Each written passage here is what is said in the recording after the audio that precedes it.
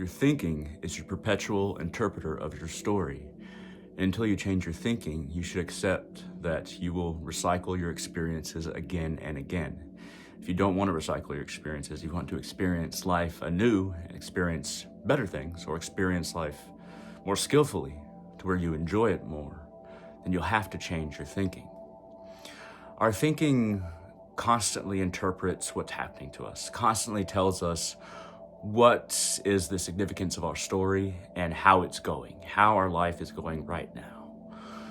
See, the story of our life is a tiny piece of what we experience.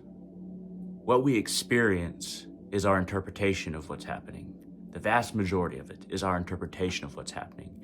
Have you ever wondered why is it that some people, when they go through a breakup, it seems to destroy them? It seems to, their whole world just comes crashing down and they don't know how to go on. They don't know how to find somebody else. Whereas somebody else, they have a breakup. Let's say it happened the exact same way. The other person broke up with them.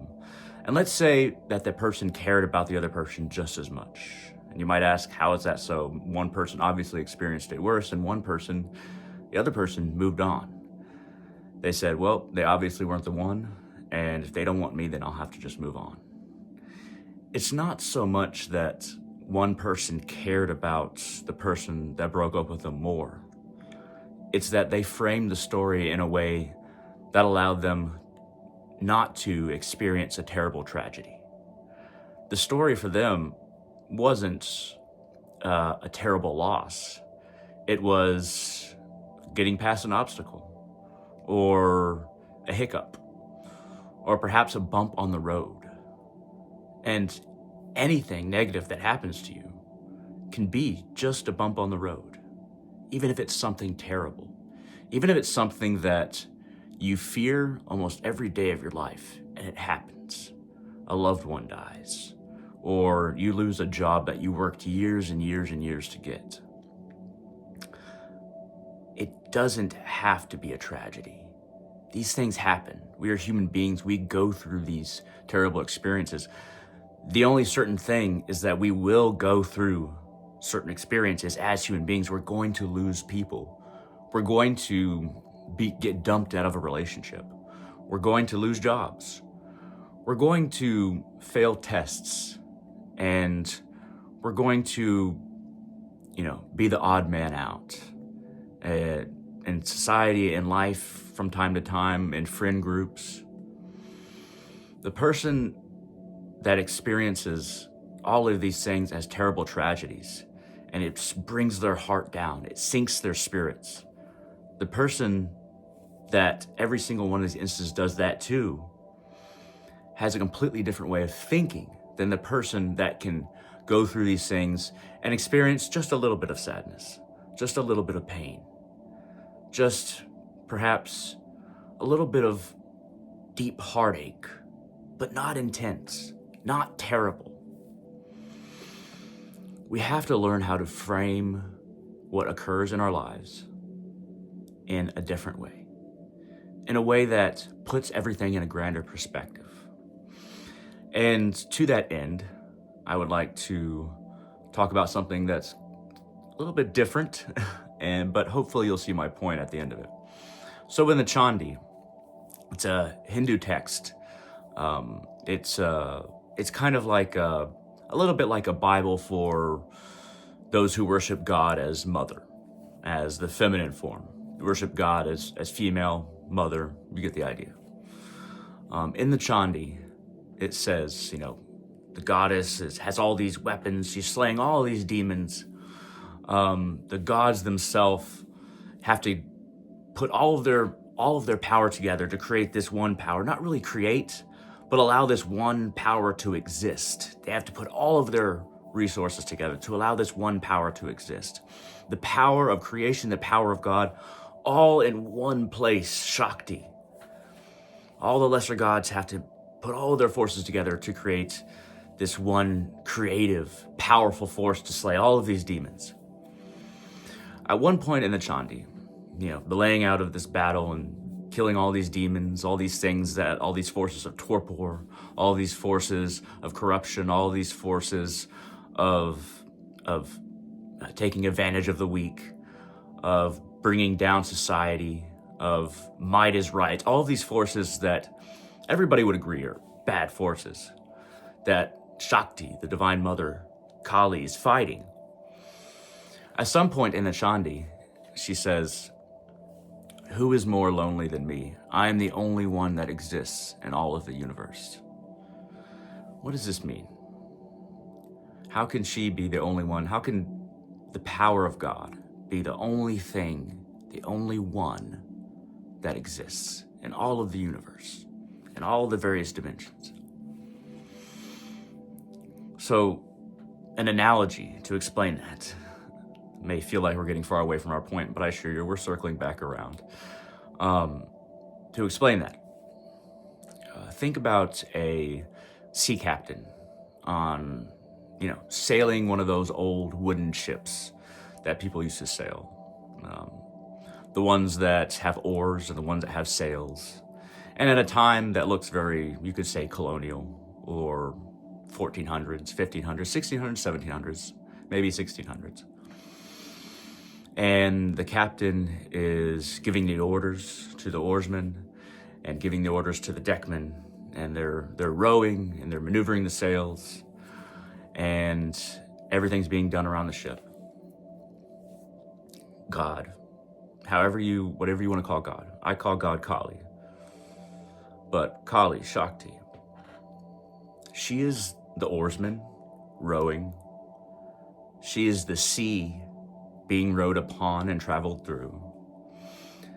She is the oars, the ship, the nails, all of the deckhands, the captain, the eyes of the captain, and the intelligence that sees through the eyes of the captain, the soul, the Purusha, the individualized Atman, the soul.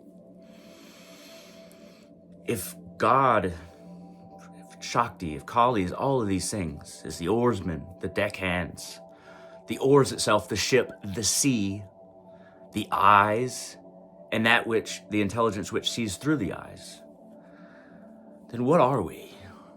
Where is our place in this world?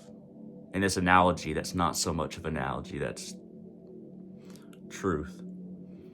Where are we in all that? I would say that we are the spectacles on the nose of the captain viewing the sea.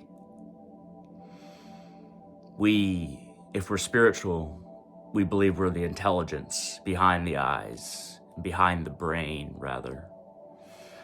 If we're materialistic, we view ourselves as the body and perhaps the eyes and the brain, but not the intelligence behind it all. But if we truly understand how small we are and how small our agency is, we will understand that we are just the spectacles through which God sees itself, viewing itself perpetually through these spectacles that we are, experiencing itself through those glasses. Now, you may ask, well, how do we have agency? How can we affect change in our lives if we're just the spectacles on the nose of the captain? How can we truly affect change? Well, the part of you that believes you can and the part of you that believes you can't are both right. If you choose to help yourself and change your situation, then that's God choosing to use the power of God to change God's situation. If you help yourself, that's God. If you decide to stay in the current situation that you're in, the doer, what is done, and the situation is all God. We think that we're the ones acting, that we're the ones experiencing, and we're the ones seeing and even suffering or enjoying. But it's all God doing it through us. We're just the glasses, just the spectacles. If our situation changes, then that's good. That's what God wanted. If it doesn't change, that's what God wanted, because it wasn't time yet. But if you choose to help yourself, if you choose to change your thinking, if you choose to interpret the story of your life in the most positive way that you can so that you don't suffer, then that's God's will. At any point, we can make that choice. And that is God making the choice when we choose to reframe our lives and change our thinking so that we don't recycle the same old painful experiences again and again and again. The funny thing is, since God is everything, doer, doing, and done, then it's almost like God doesn't really exist or doesn't factor into the equation. Think about it. If everything was red, how would you know if anything was red?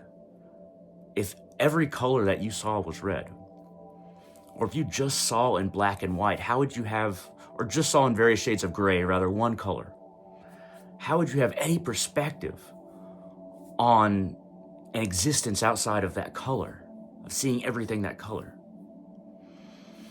That's why we don't feel God. That's why we don't experience God in every moment. Because since God is everything, we're living inside God, with God. We are God, a piece, not the entirety. Ever since everything is God, God doesn't seem to be there. But since everything is God, there is nothing outside of God. It's God all the way up, all the way down, all the way around. That's why God doesn't seem to exist. That's why God isn't evident to us, isn't obvious to us, and isn't something we're born knowing, because we don't know anything outside of God. And that's why this world feels like a lonely place. It's because we don't have the proper perspective on even what loneliness is. Because in truth, we've never really experienced loneliness. That means God is always with you. Whether you call God the Divine Mother Kali, like I do, Shakti, Shiva, the Holy Spirit, Atman, Brahman, Yahweh, whatever you call God, and this is my Hindu perspective, you've never experienced anything but. So that's why it doesn't seem to exist.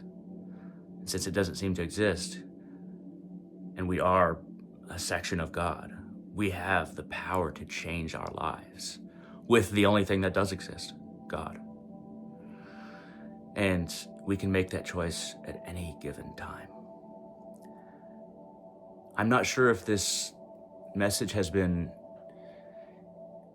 entirely hopeful in the way that you usually expect hope, but I find hope in all of this. I find truth, and I find the experience of God being everything in the words that I'm speaking to you. I hope that they have helped you. I hope they've made sense.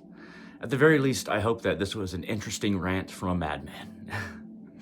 At any rate, like this video if you like this video at all, if you thought it was interesting, what have you. Hit that thumbs up down there, really helps out the channel. Feel free to leave a comment. I love hearing from you guys, and feel free to share this wherever you like. At any rate, thank you very much for watching. Jai Ma, and I hope all of you have a wonderful day.